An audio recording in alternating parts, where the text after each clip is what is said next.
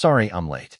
Those were the first words Daniel said when he walked into the little Italian restaurant, almost 20 minutes after the blind date was supposed to begin. But Emma barely noticed his apology. She was staring at the elderly woman standing beside him. The woman was small and fragile, leaning heavily on a wooden cane. Her silver hair was neatly combed, and she wore a pale blue cardigan despite the warm evening. Daniel looked embarrassed. "I'm really sorry," he said again. There was a problem getting her settled. Emma glanced at the empty chair across from her, then back at the woman.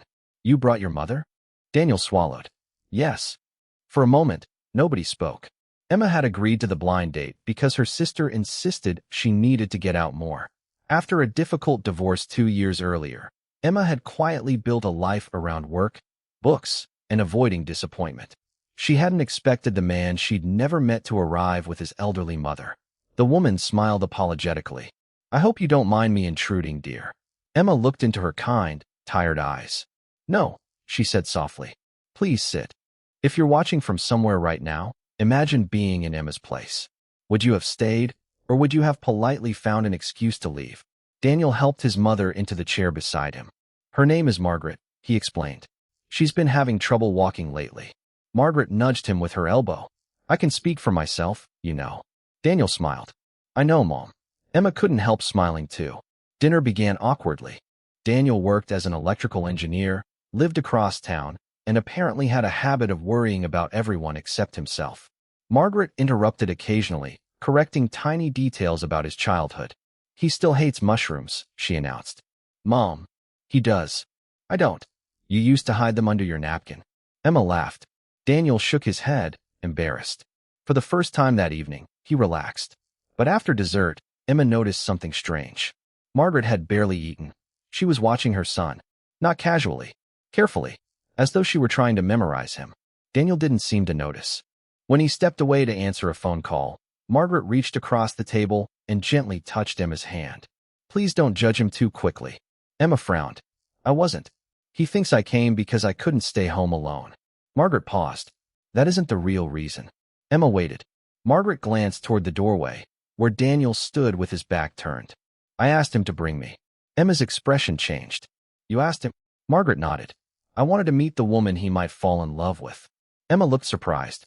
"Why?" Margaret's eyes filled with tears. "Because I don't know how much time I have left." The words landed quietly, but they seemed to change the entire room. Emma looked at Margaret's trembling hands. "Is something wrong?" Margaret smiled sadly. "I have a heart condition. The doctors have been honest with me." Emma didn't know what to say. Margaret continued.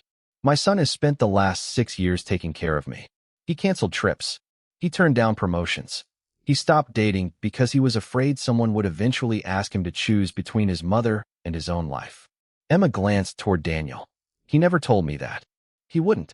Margaret's voice became softer. "That's why I wanted to see you." Daniel returned to the table. "Everything okay?" Margaret smiled immediately. "Everything is wonderful." Emma looked at him differently now. The awkwardness she had felt earlier was gone. Instead, she saw the exhaustion beneath his eyes.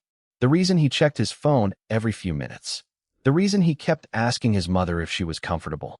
She saw a man who had quietly put his own life on hold. But Margaret wasn't finished. Before they left, she asked Daniel to help her outside. Emma followed. Under the street lamp, Margaret stopped. "Daniel," she said, "would you give us a minute?" He hesitated. "Mom, please." He walked toward the car. Margaret turned to Emma. "I need you to promise me something." Emma's heart tightened. "What?" "Don't stay with him because you feel sorry for him." Emma blinked.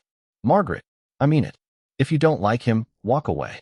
If you don't feel anything, tell him. But if you do," her voice broke, "please don't let him spend the rest of his life believing that loving me means he has to be alone." Emma couldn't answer. Margaret wiped her eyes. "He deserves someone who understands that caring for another person isn't a burden. It's love." Emma looked toward Daniel.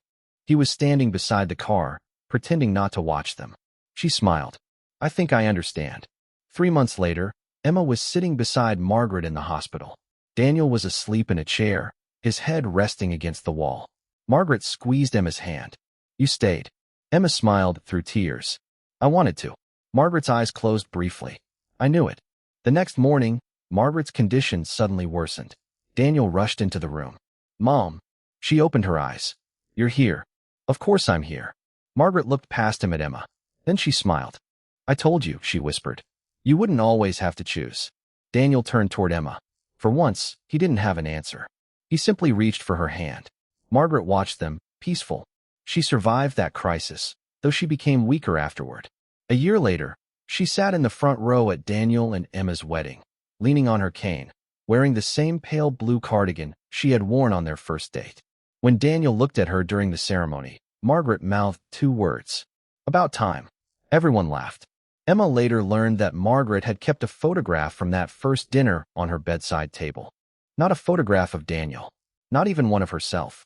It was a picture of Emma laughing while Daniel tried to hide his embarrassment. On the back, Margaret had written, Tonight, I saw my son come back to life. Sometimes, love doesn't arrive perfectly. Sometimes it arrives late, carrying someone else's worries, apologizing for the inconvenience, and wondering if you'll turn around and leave.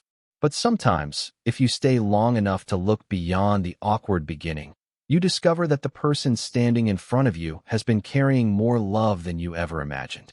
And if this story touched your heart, consider liking the video, subscribing to Kindness of Exhoes, and sharing this story with someone who could use a little hope today. And tell us in the comments where you're watching from. And honestly, if you had been Emma that night, would you have stayed?